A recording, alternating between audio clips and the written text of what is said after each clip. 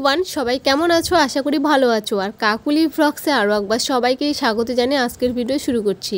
তো সকলকেই জানাই শুভ রামনবমী, সঙ্গে জয় শ্রীরাম। তো আমরা হিন্দু, তো আজকে কিন্তু আমাদের রামনবমী, তো তার জন্য দেখো সকাল সকাল রেডি হয়ে নিয়েছি, মানে এখন বাজে 8টা। তো এইদিকে দেখো রেডি হয়ে নিয়েছি, কোথায় যাব আর কি করছি সবটাই আজকে তোমাদের সঙ্গে শেয়ার করবো। আশা করি তোমাদের ভালো লাগবে। আর আমি একা যাচ্ছি না, কিন্তু আমাদের পরিবারের সদস্যরা সবাই যাচ্ছি। তো যাই হোক, এইদিকে কিন্তু পুষ্পরানী দেখো লুকটা কত সুন্দর লুক ক্রিয়েট করেছে আজকে। তো ও যাচ্ছে আমাদের সঙ্গে, সঙ্গে যাচ্ছে বৌদি, মা, আমার বেটু, আর তার সঙ্গে এই যে কাকিমা আর বৌমা আর আবির। তো আমরা সবাই মিলে যাচ্ছি। আর আবির দেখো আমার কোলে কত সুন্দর মানিয়েছে, তাই না? আবিরের সঙ্গে কিন্তু দীপের সঙ্গে মানাচ্ছে না বলছি, তো দীপ রেগে যাচ্ছে। আর এদিকে দেখো একটু ফটো তোলার জন্য আমরা দাঁড়িয়েছিলাম। আর এই পাশে দেখো এখন টোটো চড়ে যাব, তো তার জন্য এদিকে দাদা বলে দিচ্ছে যে আজকে কিন্তু প্রচণ্ড ভিড় হবে, দেখে শুনে যাবে। আর তারপরে দেখো টোটো চলে এসেছে, আর আমরা টোটোতে কিন্তু বসে গেলাম অলরেডি। আর আমরা কোথায় যাচ্ছি সেটা বলি, আমরা যাচ্ছি বালুরঘাটে। আজকে রামনবমীর খুব সুন্দর মন্দির আছে, সেখানে পুজো হয় আর সঙ্গে নদীতে স্নান করানো হয়। আর আবিরের মানত ছিল চুল, কারণ আবিরের সবেমাত্র 3 মাস বয়স, তো ওর চুল যে মানত ছিল সেই চুলগুলো এখানে দেবে আর তার সঙ্গে কিছু প্রসাদ দেবে। তো তারপরে দেখো ফাইনালি আমরা বালুরঘাটে পৌঁছে গেছি। আর দেখছি যে প্রথম যে রাস্তায় ঢুকবো সেখান থেকেই দেখো কত ভিড়। তো তার জন্য আমরা হেঁটে হেঁটে যাচ্ছি এখান থেকে, টোটো থেকে নেমে। আর তারপর ফাইনালি পৌঁছে গেলাম মেলার মধ্যে। দেখো কতটা ভিড়, আর আমাদের যেতে হবে সে উপরে, মানে উপরে উঠতে হবে। এখান থেকে পুরো জাম, পুরো ভিড়, আর অনেক দোকানও এসেছে।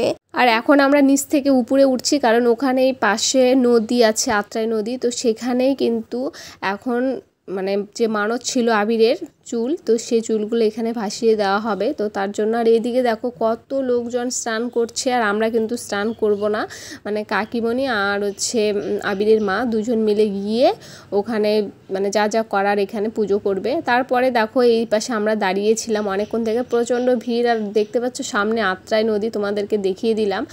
আর এরপর আমরা যাব মন্দিরের দিকটায়। তো তার আগে দেখো মেলার ভিতর দিয়েই কিন্তু যেতে হয়, আর প্রচণ্ড ভিড়ভাড়টা দেখতেই পাচ্ছ। তো বালুরঘাটের মধ্যে টপ মন্দির হলো এই রাম মন্দির। তো এখানে সবাই আসবে, যার যার যেটা মনের মনস্কামনা সব কিন্তু এখানে পূর্ণ হয়। আর এইদিকে দেখো আমাদের এতটাই কপাল খারাপ, মন্দিরের ভিতরটা যেতে পারলাম না, এতটাই ভিড় কি বলবো। তার জন্য আমরা মন খারাপ করে এই পাশে এসে বসে আছি।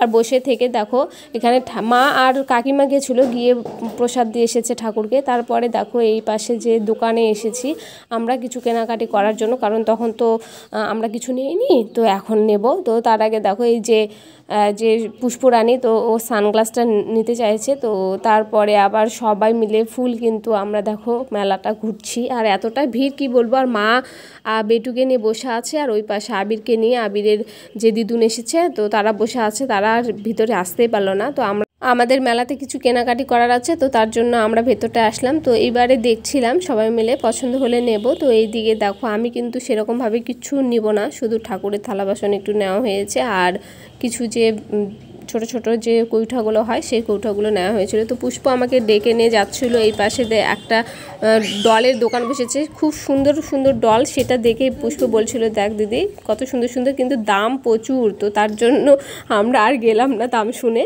তো তারপরে দেখো এই যে এইটা পুষ্প এটা নেওয়ার জন্য এসেছে মেলাতে, বিশেষ করে তো এটা মেলা ঘোরা তো একদম কমপ্লিট। এইবারে চলে এসেছে একটু চৈত্র সেল বাজারে। তো কাকিমণি আমাদের কিছু কেনাকাটি করার আছে, আর তার সঙ্গে আমরাও দেখছিলাম। তো এইদিকে দেখো এখানে এসে দেখছি খুব কম দামের নাইটিগুলো দিচ্ছিল। তো দেখে যদিও বা কাপড়গুলো পছন্দ হয়নি, তারপর চলে এসেছিলাম স্টাইল বাজারে। তো এখানে ডিনার সেট নেওয়া হবে, তো তার জন্য এখানে পছন্দ করছিল বৌমা, আর আমি একটু পছন্দ করে দিলাম। তো তারপরে দেখো আমরাও দেখছিলাম অনেক জিনিস, যেগুলো ভালো লাগলে নেব। তো কেনাকাটা মোটামুটি হয়ে গেছে, এইবারে চলে যাব বাড়িতে। আর বাড়িতে গিয়ে তোমাদের সঙ্গে দেখা হচ্ছে।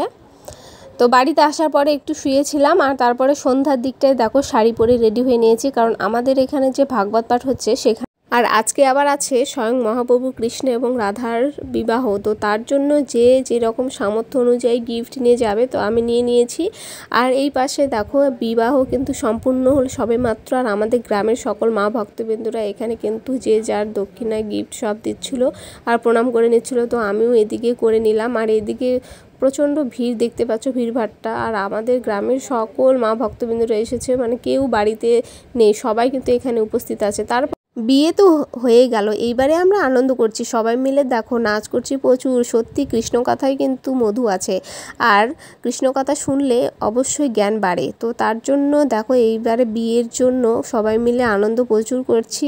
আর আমাদের গ্রামের কিন্তু সবাই ভক্তবৃন্দরা এখানে উপস্থিত আছে। তো যাই হোক, আমরা এইদিকে আনন্দ করি। আর আমার ভিডিওটা তোমাদের কেমন লাগলো অবশ্যই কমেন্টে জানাবে, এবং ভালো লাগলে অবশ্যই লাইক কমেন্ট শেয়ার এবং চ্যানেলটি সাবস্ক্রাইব করবে।